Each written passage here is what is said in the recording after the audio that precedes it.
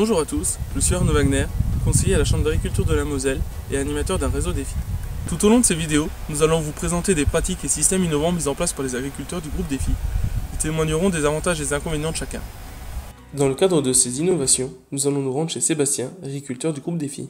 Alors bonjour à tous, vous êtes ici sur une exploitation céréalière de l'Est de Metz. Les terres de manière générale sont assez favorables pour 2 tiers des limons profonds et 1 tiers des argilo-calcaires un peu pierreux.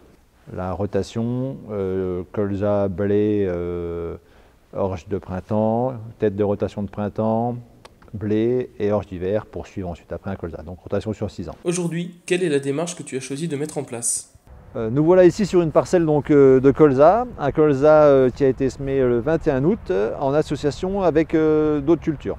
Le principe c'était de mettre un couvert gélif et d'y associer un colza et de voir l'opportunité qu'il y a à la fin de l'automne, savoir si on gardait le colza ou si on détruisait le couvert pour mettre une tête de rotation de printemps.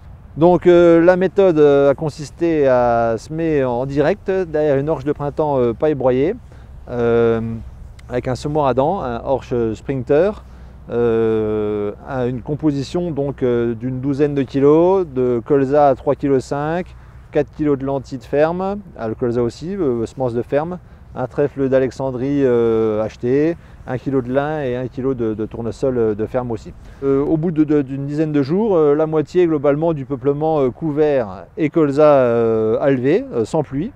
Ça s'est développé tout à fait correctement, sans pression particulière, notamment les mauvaises herbes. Et au fur et à mesure de l'automne, jusqu'au pli de septembre, le colza s'est développé jusqu'à 4 feuilles sans faire beaucoup de végétation. Et à l'arrivée des pluies, de fin septembre, début octobre, la végétation a littéralement explosé. Tout s'est développé globalement en phase, avec le colza qui est toujours en avance. Là, j'ai toujours pas observé de mauvaises herbes.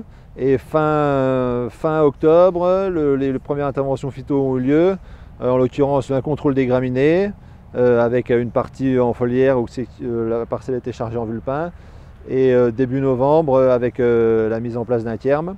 Tu peux nous faire un premier bilan de cette méthode et est-ce que tu penses la renouveler l'année prochaine ? Alors à l'automne 2020, on va déjà observer la structure du sol. Si elle est bonne, on partira sur une partie, c'est clair, en semi-direct.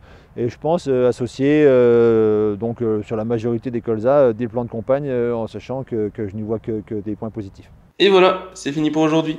Nous aurons l'occasion d'avoir d'autres témoignages d'agriculteurs qui ont mis en place cette technique de colza d'opportunité. Nous verrons aussi des agriculteurs du groupe Défi qui ont mis en place des techniques pour diminuer la pression des adventices et des ravageurs sur leurs exploitations. Bonne journée, à bientôt!